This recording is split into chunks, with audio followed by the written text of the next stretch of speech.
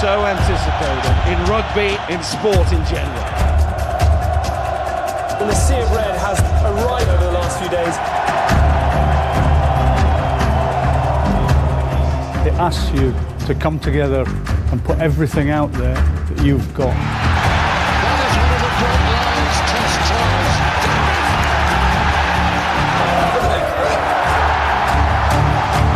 This is what dreams are made of.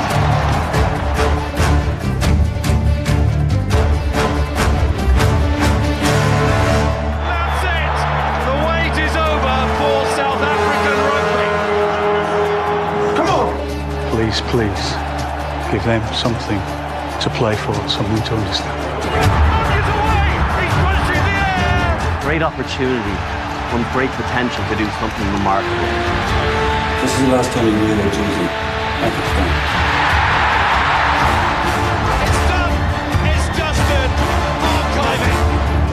It will be forever engraved in rugby and in sporting history.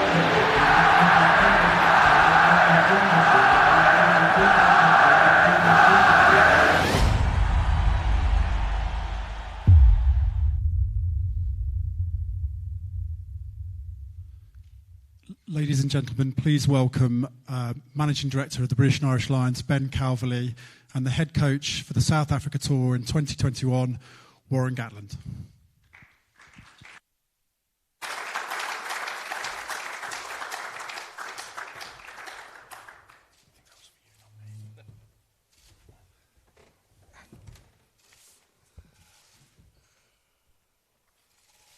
Morning, everyone. Thank you for coming. It gives me great pleasure to announce Warren Gatland as head coach of the British and Irish Lions Tour to South Africa in 2021. We are absolutely delighted to have secured Warren's services again.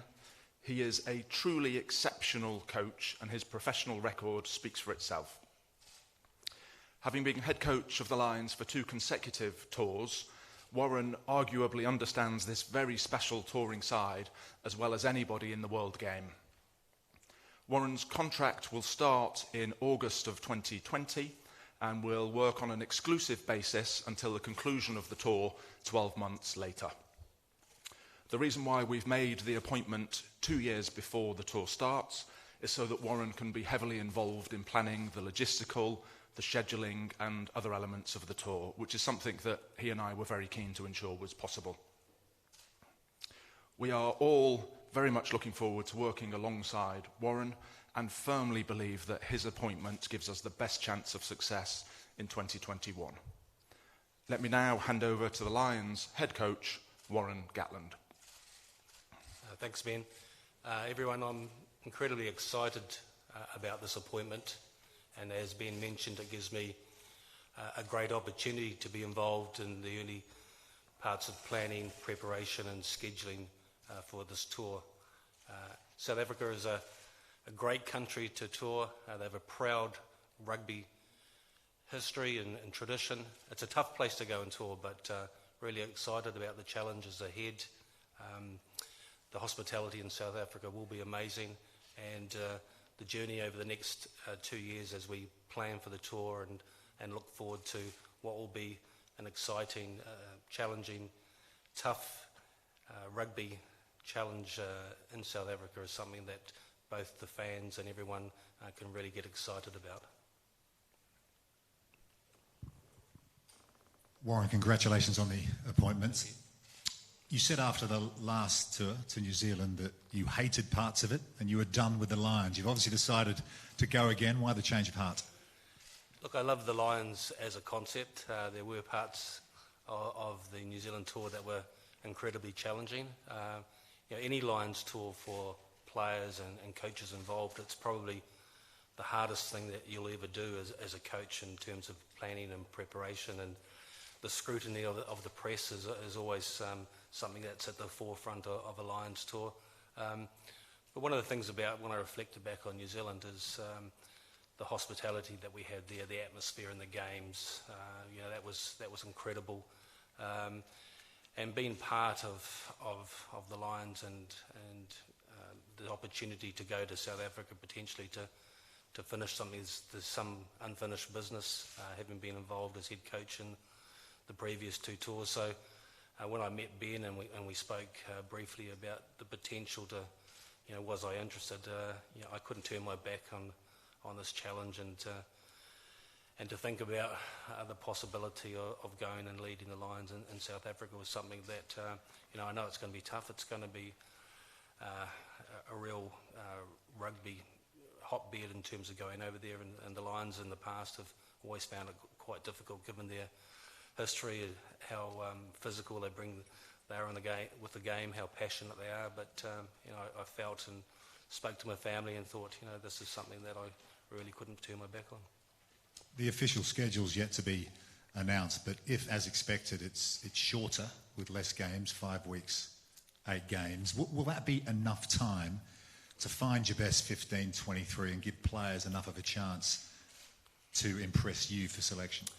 And it's a good question, that, in terms of looking at the planning and the scheduling hasn't been finalised yet, and I think there's negotiations underway with the Pro 14 and the PRL in terms of potentially when their finals are locked in, how much time that we're going to have together as a group before we go on tour. Looking at the games in South Africa, the games at sea level and then potentially at altitude as well, and how we plan around that.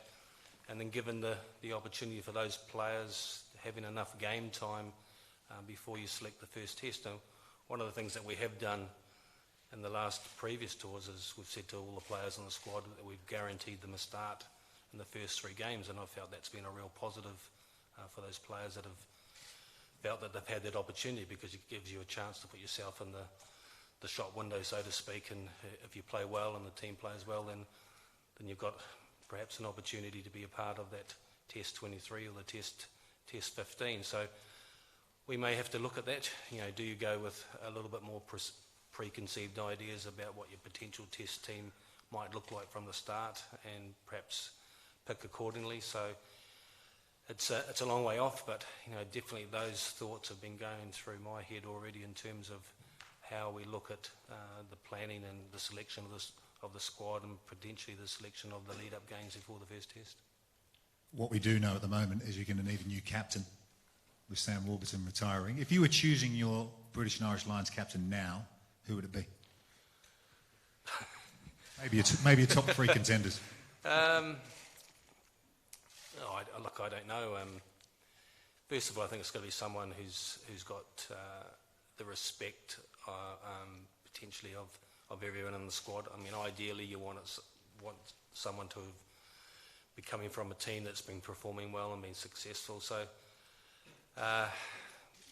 Alan Jones probably comes to mind at the moment in terms of what he's achieved in the game. Owen Farrell, definitely been incredibly successful as well. So potentially those 2 players are players that you would talk about if you're picking a team right now. But 2 years away is a long time, and you never know what's going to happen in the game in terms of who comes to the forefront, who's been successful, and potentially who are your potential candidates. And just finally, Warren, the last series, of course, ended in a draw. Some people liked it, some people didn't. If we were in the same situation again, would you like to see the 3rd test go to extra time to find a winner? I don't think at the moment that's been discussed, and that's a potential, and I don't see that as a bad thing. But the only way you could have the 3rd test as a decider if it was 1-1. I mean, you couldn't have the first test being drawn or the second test being drawn and then go into a drawn series.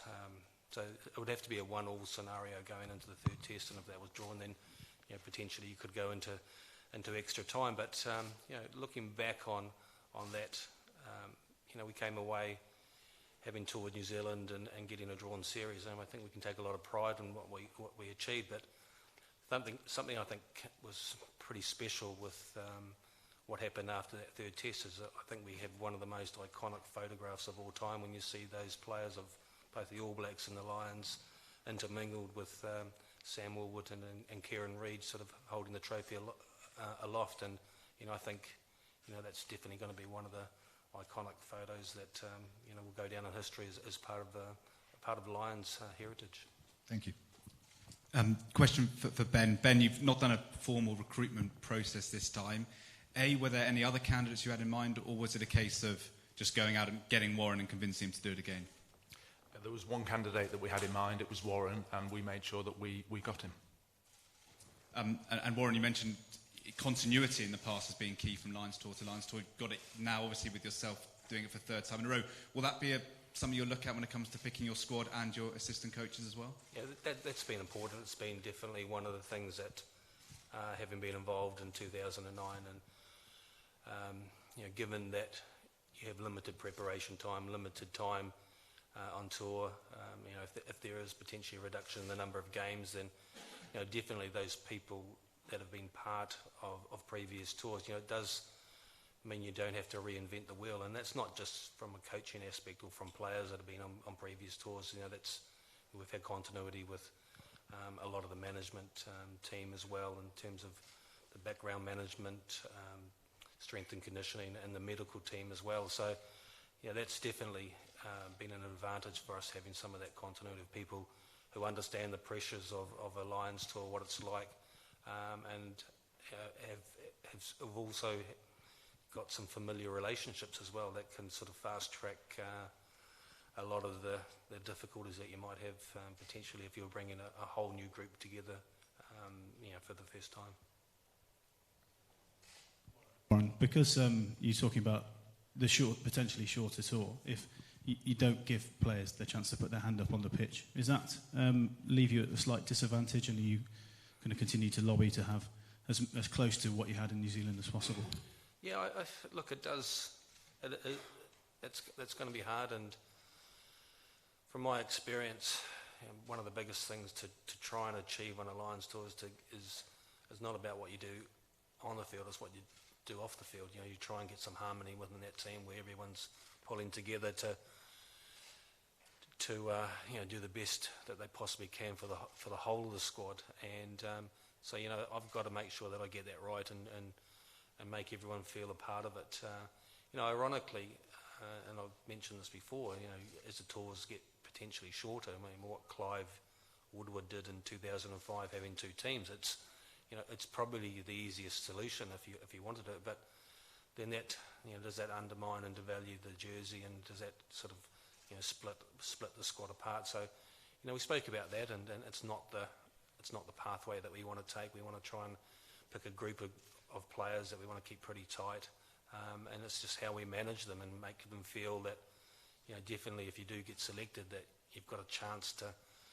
Everyone wants to be a part of the test 23, and we've got to do our best to give everyone that opportunity. And so the challenge then for the players is not always about how they perform on the field. What sort of people are they in terms of what can they bring to the squad in terms of their personality? Are they good characters off the field? Do they add value to the squad? And so those are the sorts of things that you're looking for, in terms of the type of people that you want to bring along. And do you think this would be your last tour with the Lions? Yeah, I think so. Yeah, I would have done the round. So look, the challenge for me is as a head coach to go undefeated in the Test series, and if I was able to achieve that in the squad, that would be something pretty special. And I've been extremely privileged to have the honour of being involved, and this will be my fourth tour, and so thankful to be given the opportunity. And I kind of feel, and I really appreciate the support that I've had from someone like Ian McGeechan, who's been very positive in my appointment, and I think having had that experience as a young boy growing up in New Zealand, and what happened in 1971, and then having played against the Lions, and what that meant to me as a player, being on the other side, knowing this is a once-in-a-lifetime opportunity that only comes around every 12 years. And then I reflect back in 2001 when I was coaching Ireland, and as a coach, I was disappointed we didn't get more players selected for that tour. So understanding that aspect, having coached Wasps and having players get selected in 2005 and on the tour to New Zealand. So it's a lot of different ways to come in look at it from a different perspective. And but being head coach is something incredibly special and something I'm proud of, and something I'm going to give 100% to. Ben, we keep asking and talking about potentially shorter tours. What stage are the negotiations with South Africa? What are we looking at the moment? Well, we know a decision was taken in San Francisco a couple of years ago now. So there are 8 matches on the tour, 3 of which will be test matches. We have a very collaborative relationship with our counterparts in South Africa, so we work closely with them to work out the right venues for those 8 matches, and we hope to do that over the coming months and have an announcement at some point over the summer. But we are firmly working towards the agreement from San Francisco, which was 8 matches, 3 of which are tests. So it was 10 in New Zealand, Warren. Does that maybe mean a slightly smaller squad to keep everyone competitive, so you haven't got players sitting around doing nothing? Yeah, absolutely. And Ben and I have already potentially spoken about that. The biggest challenge is, and even though New Zealand was a bit different, I think in the past, is trying to prepare and trying to win that first test. You do everything that you can. I know there was criticism and I do things different in terms of how we handled bringing in extra players in 2017. We did the same in 2013 as well, not under the same scrutiny. And we've discussed about the potential of how we may schedule the possibility of not having a midweek game before the first test, so you try and do the best possible thing you can in protecting that 23. And like I said, the scheduling hasn't been decided on. And but if you did pick a smaller squad, you may potentially announce extra players as the squad is announced as well. That may come out to cover us for a midweek fixture between maybe the first and second test. So those things haven't been decided on, but those are part of the discussions that Ben and I are having at the moment, and hopefully over time we'll get a little bit closer to finalising what our direction is going to be. A lot of games to be played in 2-year period, but as it stands at the moment, what are you expecting from South Africa as a team? Well, I think under Rassie Erasmus, there's no doubt that there's been some improvement, and I think they're definitely a side that are going to be tough to beat. I think we'll see them perform well as they traditionally have in the World Cup. England found it tough a couple of years ago when they went out there, that they weren't, as everyone expected, an easy side to beat. And for us, the challenges, and it's always tough acclimatising to altitude. That takes a little bit of time, and how we handle that. So look, there's no doubt when they put that green jersey on, and the prospect of playing the Lions, what it means to those South African players and the fans. They're passionate about the game, and I'm expecting South Africa to be a really tough, challenging tour. And it was in 2009. It was probably some of the most physical rugby that I'd been involved in and witnessed, and we're expecting the same in 2021. Warren, given your love of the Lions and your association with them for so long, are you frustrated that it doesn't seem to be necessarily shared by World Rugby and the rest of the game, that every few years the Lions coach comes back and pleads for more time and more time to develop the squad and more space to work with, but each time you end up fighting for your corner? Is it a frustration that doesn't seem to be shared? I wouldn't agree with those points. I think that the people I talk to are conscious what massive role the Lions do play in the game. I think the Southern Hemisphere definitely want to support the Lions. I mean, they think that's very important, and then that every 4 years the Lions tours, and every 12 years to their own country. So they're very, very positive about the Lions as a concept and making sure that it continues. And for us, we have to keep fighting for preparation, that we get enough time together, make sure that the matches are right, so that we give ourselves the best opportunity to go to the Southern Hemisphere and be successful. So that's a challenge, and the challenge is to work with our partners, which are Pro 14, PRL at the moment, to make sure that that relationship is positive. And if that relationship is positive, that they give us the, I don't think we're being excessive in asking for, we don't want to 6 weeks together. We're looking for a couple of weeks of preparation before you leave the shores to give yourselves the best chance. And I think everyone wants potentially that opportunity. I mean, we want to be in the best possible shape to go out and win a Test series, and I think the Southern Hemisphere want the Lions to be as strong as they possibly can because they see it as a really important part of their scheduling every 4 years.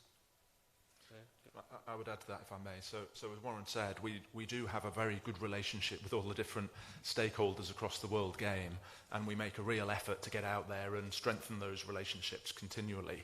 And the sense that certainly I get is that they are very supportive and want to work with us to make sure the Lions can continue to thrive and grow into the future so that more and more people can experience the very wonderful and special thing that Lions tours are. Warren, you've obviously got a gap between the World Cup and starting your contract with the Lions. Have you decided what you'll do with your time? Not at the moment. I finished with Wales after the World Cup, and I'm talking to a couple of people at the moment, but nothing is. There's nothing formal at the moment, and hopefully in the next few months I'll make a decision about what my future is going to be. Potentially after the Lions. And Ben, there was as well as the 8 games, there was a suggestion of having a match here at Twickenham as an extra game before the tour. Is there any possibility of that? So our focus now has to be on those 8 matches, and over the next couple of months we'll be working out where those matches will be, which venues they will be in, as Warren said, how we deal with things like altitude challenges and making sure we have a nice geographical spread across the country, given that this is a tour. So our focus right now very much is on those 8 matches, not on other matters at the moment.